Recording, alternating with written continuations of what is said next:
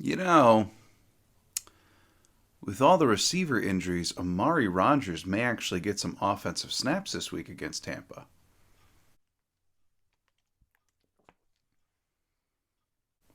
That's about all I've got to say about that.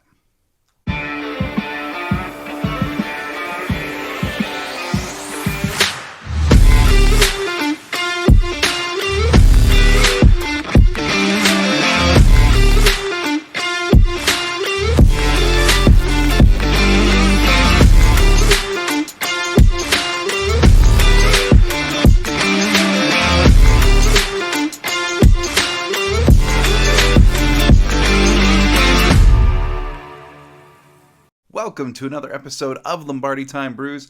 I am your host, John Delray, and let me just start out by saying, if you happen to watch yesterday's video, in spite of all of the audio problems, thank you. Thank you. Your support means a lot. Like I said in yesterday's intro, this is a brand new channel. There's some bumps in the road. There's some adjustments. Some things even coming next week that I'm going to talk about. Some alterations. So to have your support really does mean a lot. And so thank you. Thank you. Even when things go awry, it's nice to have you there. Thank you. So we're going to dive right in with today's injury report, and then I'm going to get to the Bucs versus Packers preview, the Week 3 showdown occurring in Tampa Bay.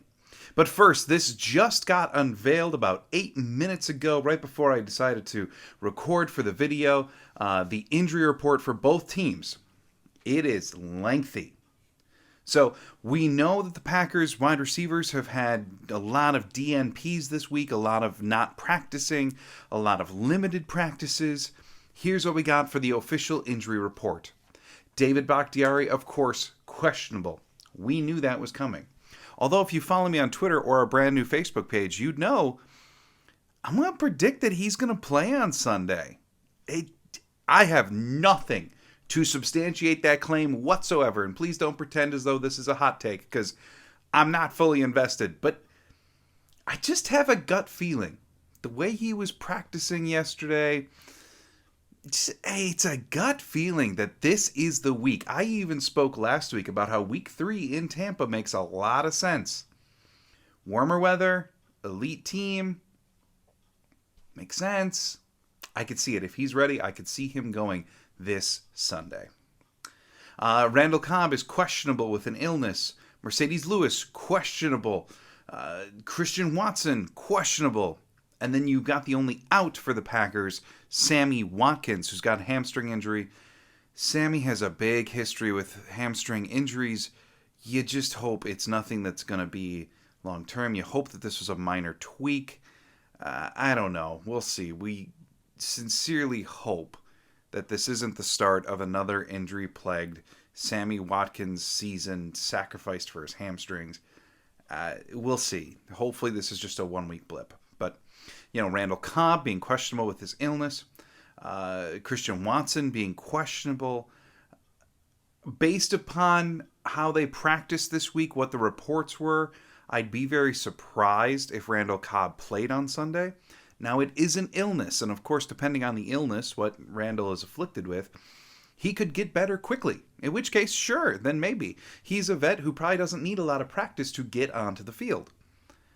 But just given their tendency of needing to get at least one practice in and everything like that, I have a hard time believing that Cobb is going to play on Sunday. The flip side, Christian Watson did do a limited practice today. I could very well see him back on Sunday, but of course, we'll see. Mercedes Lewis still marked as questionable. Very thankful that he's questionable and not out. He would be a major loss going up against Tampa Bay. He basically is a third offensive tackle for them when he sees the field. Certainly a big ingredient in the concoction of this running game that the Packers are going to present against Tampa Bay. Moving on to that, the Tampa Bay Buccaneers, their list is even longer. Leonard Fournette, questionable, which as someone with Leonard Fournette on his fantasy team is kind of surprising and alarming. But Leonard Fournette, questionable. Russell Gage, questionable. Julio Jones, questionable. Brashard Perriman, questionable. Donovan Smith, their left tackle, doubtful. Otten, their tight end, doubtful. And then Chris Godwin, Akeem Hicks, they are both out. And then, of course, Mike Evans suspended.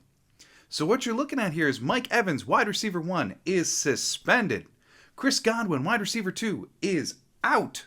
Julio Jones, wide receiver 3, is questionable at best. Reports coming out of Tampa today said that he was talking with trainers, was doing a little bit of stuff off to the side, but that their guess down in Tampa was that he would not play.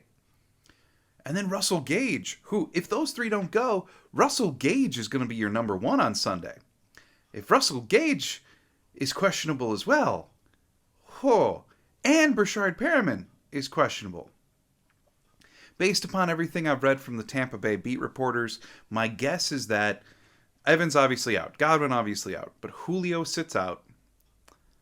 Russell Gage does play, Brashard Perriman does play, and then the villain, Scotty Miller, plays as well, and those wind up being Tom Brady's top 3 weapons. I've also seen that Leonard Fournette, there's not a lot of reason to be concerned. This seems to be more of a nagging injury. He had the same nagging injury last week, and he played, I think, about 57 snaps. So he obviously will be fine, barring any type of setback. To get into their doubtfuls, you're looking at Donovan Smith, their left tackle. Smith is a very good left tackle. If he's out, this is another blow to that Tampa Bay offensive line. And then Otten, who's been in kind of this tight end rotation with Cameron Brate amongst others, doubtful would be another loss for their offense. So this is a very, very wounded offense for the Tampa Bay Buccaneers.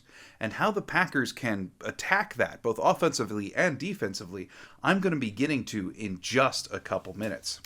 So as I dive into the true preview, please hit like, share, subscribe on this video, and spread this video or audio podcast around.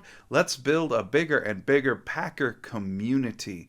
One where it's not about clickbait or hot takes or all the other bullcrap that I see on Facebook every single day, all the crap that I see on Twitter. Let's do something better. Let's be in it together. I think that's what fanning is supposed to be all about. So, moving on to Tampa Bay. They are, let's say this, they're a wounded team. They're a veteran team. They're a well-coached team. And they're also basically the same team that we've seen in the last couple of years. Tampa Bay had one of the highest roster retentions in the NFL. Roster retention being how many players from last year are still on this year's roster. And I'm going to read off a litany of veteran moves, guys coming and going, changes that have occurred, and yet in spite of all of that, the core of this Tampa Bay team is still the same that it's been for years.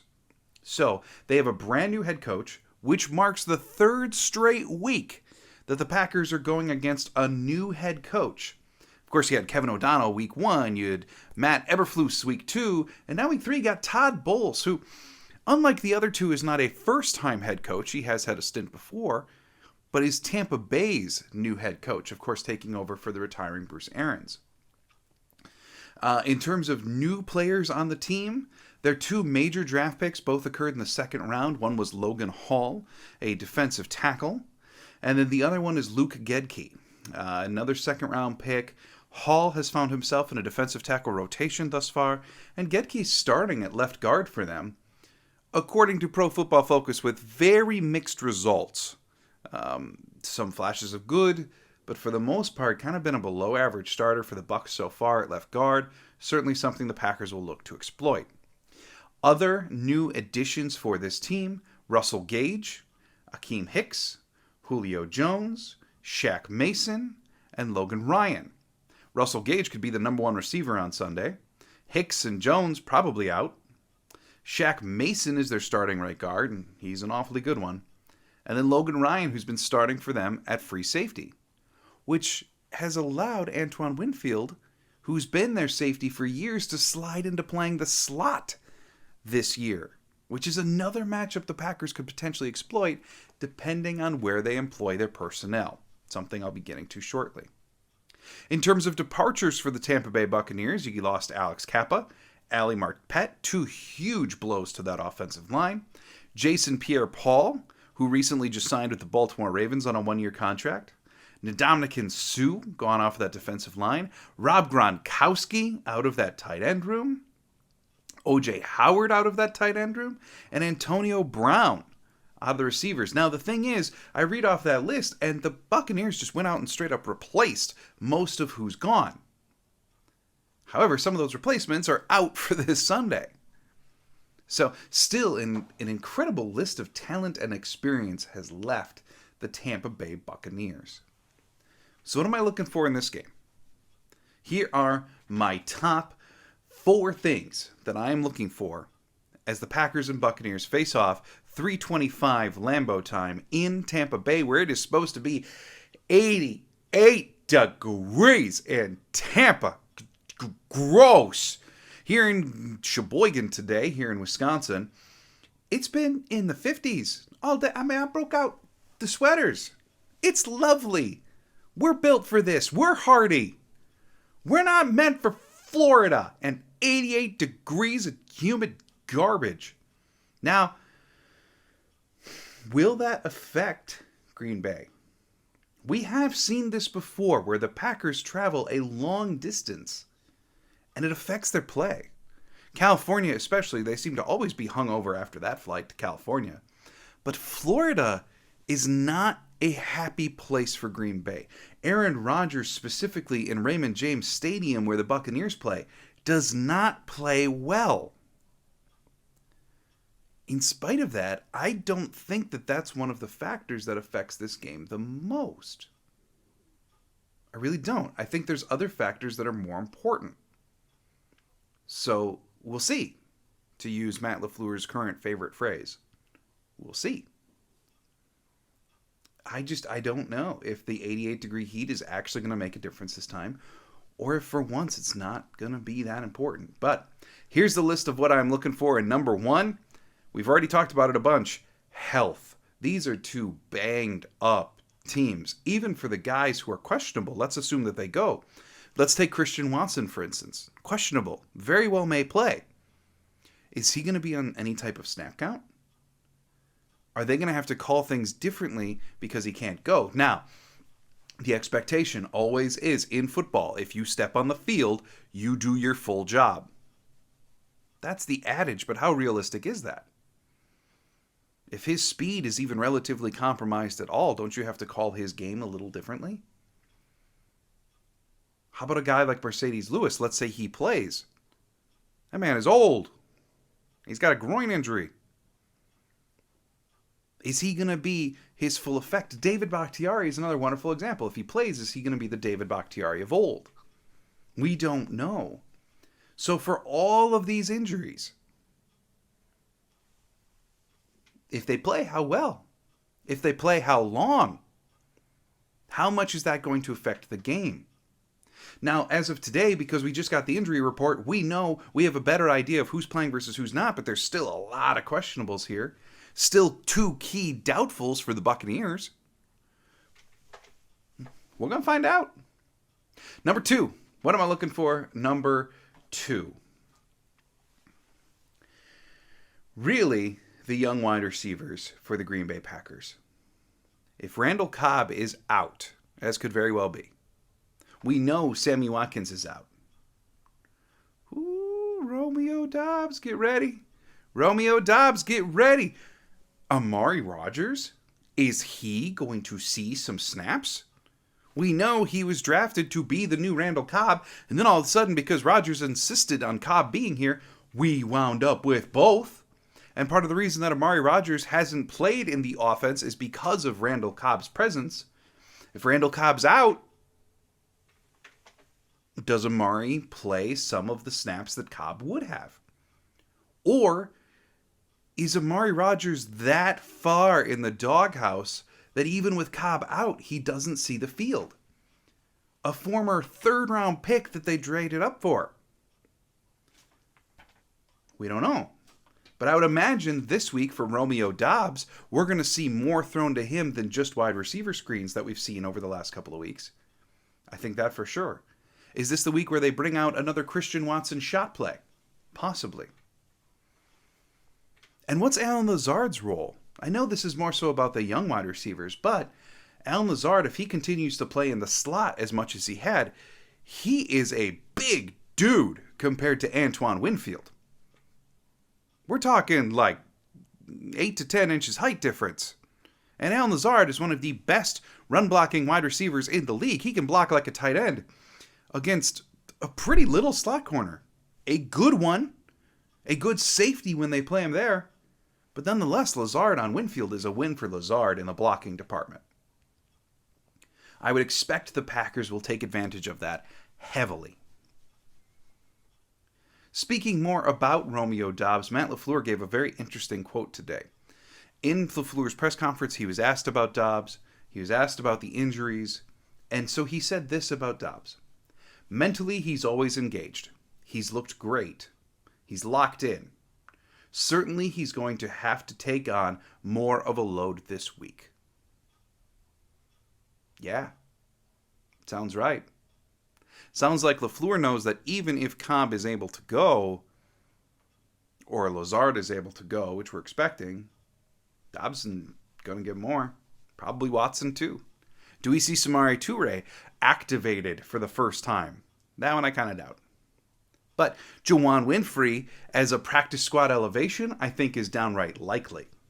I think when Watkins out, Cobb probably out, Aaron Rodgers is going to want a veteran presence that he trusts, someone that he's played with a lot, and the Packers have kept Juwann Winfree in their back pocket on the practice squad for that exact reason. So, I think we see it. Next one. Next topic that I'm looking for is, will the Green Bay Packers actually blitz against Tampa? You know, here's been the thing with Tom Brady for a decade. He does very well against the blitz, and he does not so well against pressure. Rashawn Gary and Preston Smith have the highest pressure rate for teammates at edge in the NFL. That bodes very, very well for them. Obviously. And it's allowed Joe Barry, the defensive coordinator, to not have to call a blitz in the first 2 weeks of the season. Yeah, quite literally has not called a blitz. Which is just bizarre. I mean, teams have low blitz rates, but not zero. And that's what we've seen for 2 weeks out of Green Bay. So if the Buccaneers, in theory, are on their backup left tackle, have a rookie left guard, and then a pretty well fortified right side of the line with a center that they're pretty confident in, even though he's their number 2 center, Shaq Mason at right guard and Tristan Wirfs at right tackle, you know right side's going to be fine. But what about the left? If they're using a backup left tackle, a second-round pick who's doing okay at left guard, maybe this is when we see Green Bay blitz? Or the flip side, maybe this makes Green Bay even likely to not ever dial up a blitz. You know what I would love to see, though? Just like I talked about yesterday, I want to see, in the trenches, attacks from Green Bay. Push them hard. Make these corners lock down wide receivers 4 through 6 for Tampa Bay. Get after Tom Brady. Pressure him fast. That is the Packers' best chance to win this game. In the beginning of the game, I don't even care. Sell out and stop Fournette. Clog those lanes. Do the opposite of what you did in the fourth quarter in Chicago. Shut down the run lanes. Make Tom Brady beat you with his wide receivers 4 through 6. And I don't have any faith in Brashard Perriman, Scotty Miller, and Russell Gage, if they all play, that they are going to go toe-to-toe and beat Eric Stokes, Rasul Douglas, and Jair Alexander. That way you can also allow Amos and Savage more freedom to do what they do and hopefully get on the right track for this season. I would love to see a slightly more slanted to man game plan this week, because I don't think that this is a week where you actually take it easier. I don't think you take for granted that Tampa Bay has all of these injuries, and so you back off. I think you go the other way, and you say, now we shut them down. We're not going to worry about Mike Evans besting Eric Stokes. Or we're not going to worry about Chris Godwin beating Douglas out of the slot. No, we're not worried about that. So attack them hard where they're down and exploit it. I think that's the path to victory for Green Bay. It starts in the trenches, getting after Brady, shutting down Fournette. But ultimately, it ends in the secondary. And I think that's where the Packers can truly control the game. Now here's the last thing that I'm looking for. Will the Packers be able to run the ball? We know it. The key to this Packers team is running the freaking football. It's exciting, though, with Romeo Doubs, Christian Watson, Alan Lazard, no Watkins, potentially no Cobb. You know, this is what a lot of fans have been clamoring for. Get the old guys off the field. Who cares if Rodgers trusts them or not? Push Rodgers into the new guys and have some excitement with the offense. I've seen a ton of clamoring for it online, and it may happen by default this Sunday. But still, even if Rodgers balls out to the new wide receivers, we know by this point what truly makes this offense tick is the run game. Aaron Jones, A.J. Dillon. We know that. And in spite of that, through the course of 2 weeks against two division rivals, Aaron Jones nor A.J. Dillon have seen a stacked box of 8 or more defenders so far this year. The fact that Chicago never did that as Jones was just carving them is absolutely unfathomable. Yet Chicago didn't do it, and so Jones and Dillon continued to run. Now, if you're looking at Tampa Bay, the Tampa Bay in years past would never need to put 8 men in a box. Not with Devin White and Levante David at middle linebacker. Not with Vita Vea and Ndamukong Suh at defensive tackle. And then you got Shaq Barrett. You got Jason Pierre-Paul. I mean, that was a front seven to contend with. They wouldn't need to put 8 in the box to stop you. But here's the thing. Even though they haven't been tested as much, Mark Ingram last week ran for over 5.5 yards a carry against them. That's right. In the Tampa Bay, New Orleans game last week, Mark Ingram, of all people, ran for over 5.5 yards per carry. This is not the Tampa Bay run defense of old. Everyone's still afraid of it's Tampa. The one thing they do is shut down the run, which, when they won the Super Bowl, yes, they were better at than anybody. And they still were good at it last year, but it seems like the reputation is now better than its actual product in terms of Tampa Bay's run defense. Because you've got no Jason Pierre-Paul. He's been replaced by Joe Tyron Schwenke. I think that's how you say it. You've got no Ndamukong Suh. He's replaced by Logan Hall. And this year they were planning on having Akeem Hicks. Well, he's out for this game. And he's replaced by Raheem Nunez. I can't read my own handwriting. I'm sorry, but it's someone I've never heard of. Okay, so, realistically, and I looked up the stats, the grades for these guys. I mean, Raheem filling in for Hicks seems to be doing okay. Logan Hall as a rookie seemed to get pushed around a bit last week, but is doing okay. And the linebacker replacing JPP is okay. But one thing you can say for certain is that these 3 replacement players, Hall, Raheem, Joe, they are not Jason Pierre-Paul, Ndamukong Suh, Akeem Hicks. That is 3 massive losses in the run defense department for the Tampa Bay Buccaneers. Pair that with Antoine Winfield, now playing in the slot. Winfield historically has been a very good tackler. If Lazard can neutralize him out of the slot, it opens up more of a runway. Another new addition, Logan Ryan, playing free safety for the Bucs, has never been the greatest run defender. If you can make it to the second level, Lord knows that helps.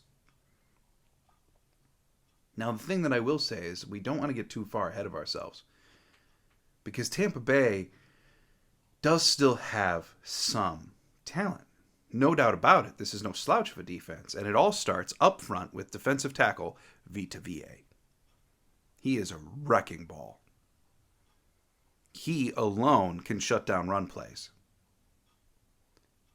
Pair that with their middle linebackers, the whole reason why in years past they wouldn't need to load the box, Devin White, Levante David, those dudes fly, and they hit hard.